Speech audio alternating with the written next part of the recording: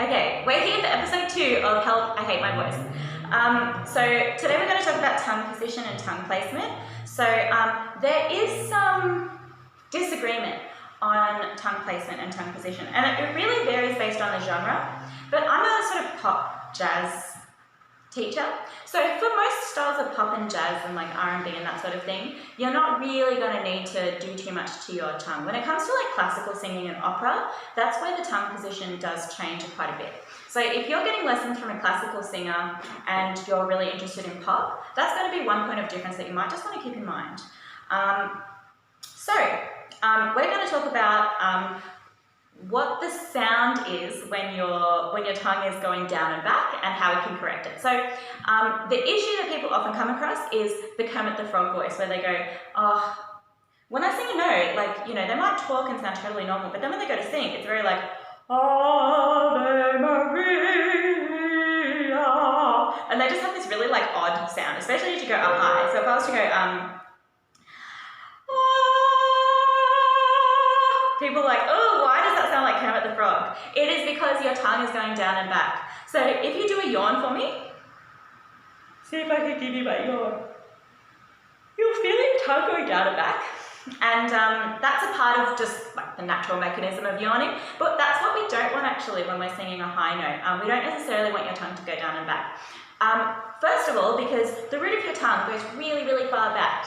So if you're trying to sing a high note and your tongue is down and back, the like massive root of your tongue is going to actually be sitting on top of your larynx and kind of getting in its way. So if you keep the tongue high and forward, your larynx will be able to move around a bit more freely and you won't sort of like find them crashing into each other, because that can also cause tension and even like a bit of voice crackly weirdness. The other reason is just the tone. A lot of people really hate that tone. A lot of people don't know how to change it, but we're going to do it together. So if you say the word sing, say the word sing, you'll feel the back sides of your tongue touch your top molars. Do it again. Sing, sing. I want you to keep your tongue there for all the vowels you sing. So even if you're doing an R sound, you can still keep your top molars, your back sides of your tongue touching your top molars. So the front of your tongue can relax. The front of your tongue has no real job to do except for pronounce words. But the back sides of your tongue is what I'm concerned about. So if we do, let's just pick this note. So high voices, low voices, or really low voices. We're going to do starting with and then E and then R. And see if you can keep your tongue high and forward. Here we go.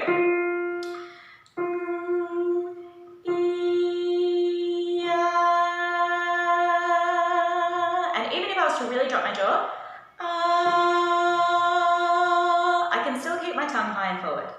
So let's change pitch. Let's go up here. Whatever octave works. Here we go.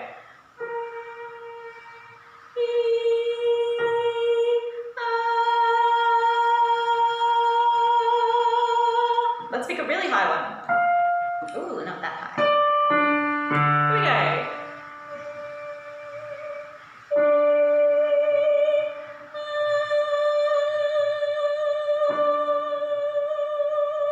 So you can feel, and hopefully you can hear that even though I'm singing quite a high note, I'm not getting that Kermit the Frog sound because my tongue is staying high and forward.